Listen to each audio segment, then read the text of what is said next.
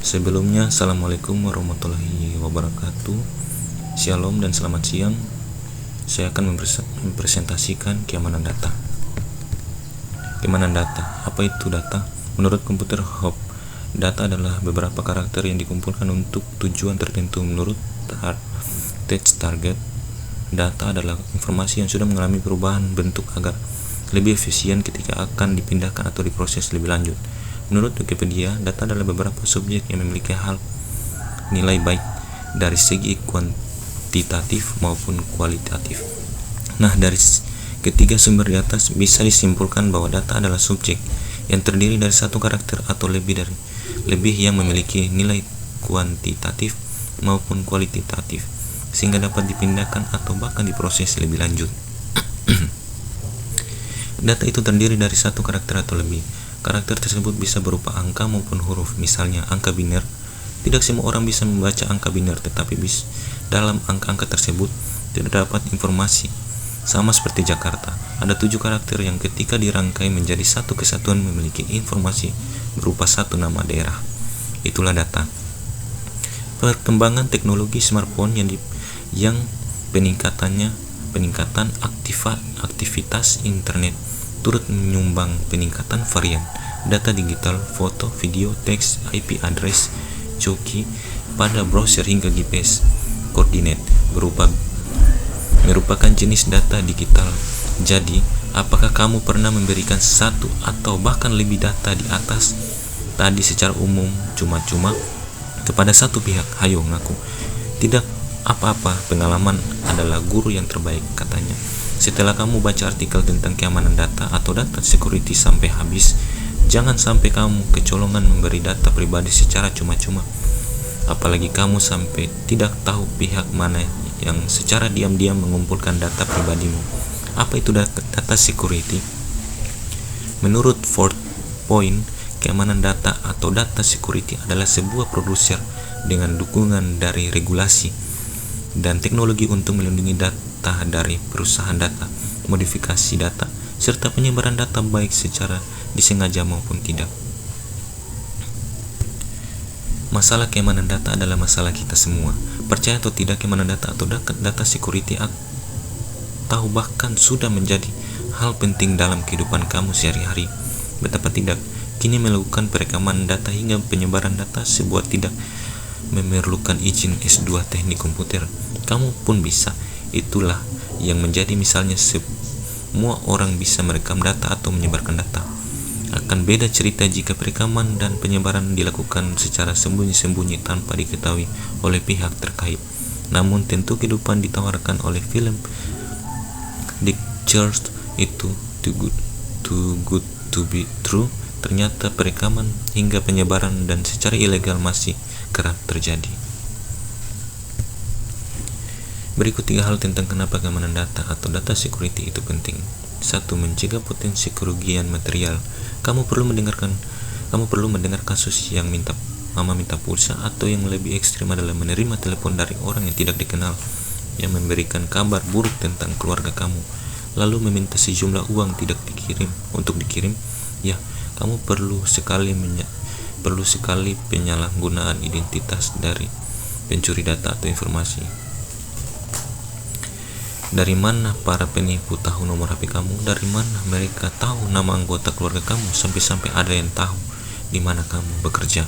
Sebenarnya itu semua bukanlah sepenuhnya salah penipu, tetapi bisa saja kamu lah yang kurang peduli terhadap keamanan data atau data security pribadimu. Main install aplikasi tanpa tahu akses yang diberikan, registrasi di website yang tidak jelas peruntuknya, tergiur dengan iming-iming giveaway dengan hanya melakukan registrasi, hingga yang kamu sadari atau tidak, stiker anggota keluarga di kaca belakang mobil kamu bisa berubah menjadi bencana. Itu baru padahal individu atau bahwa pada kasus korporasi. Bayangkan jika website korporasi memiliki level keamanan data atau data security yang rendah, yang mungkin tidak perlu mempengaruhi jika fungsi website hanya sebagai company profile. Bagaimana jika website, software, atau bahkan mobile apps yang dimiliki suatu perusahaan tersebut masuk pada level core business mereka, misalnya saja Gojek.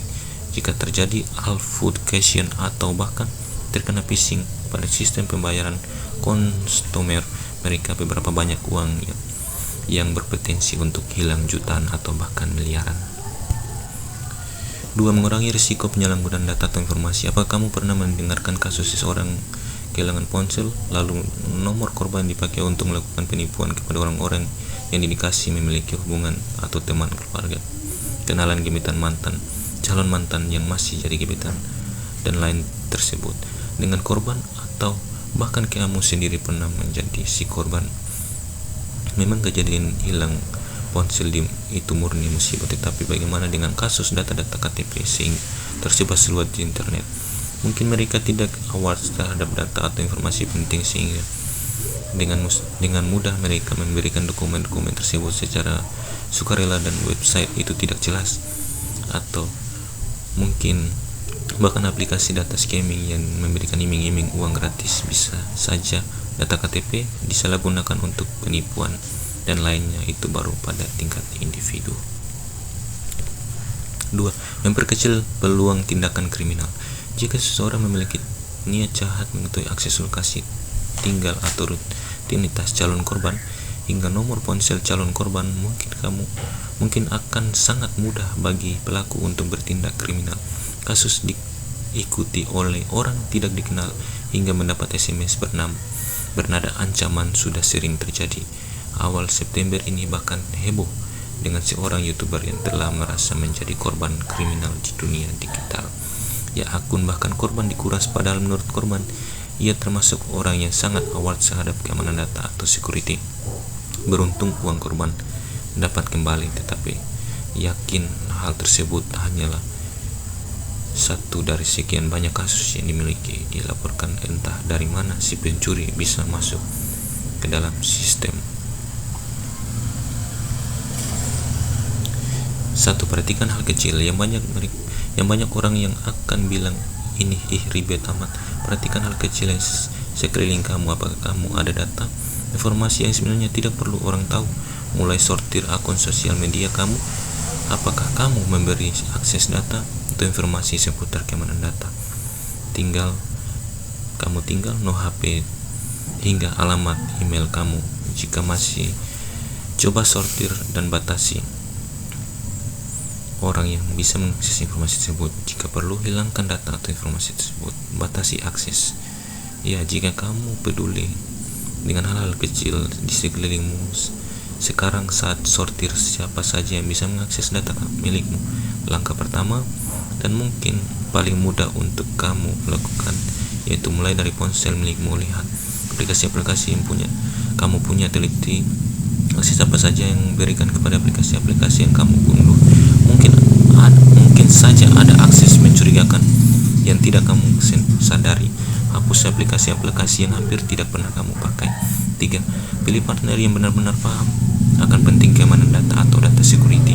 Kamu juga harus pintar-pintar memilih kepada siapa kamu akan dipegang. Kamu yakin Facebook aman, Instagram aman? Sesungguhnya internet memang bukan tempat yang aman, tetapi cara perilaku kita lah yang akan mengurangi risiko tersebut.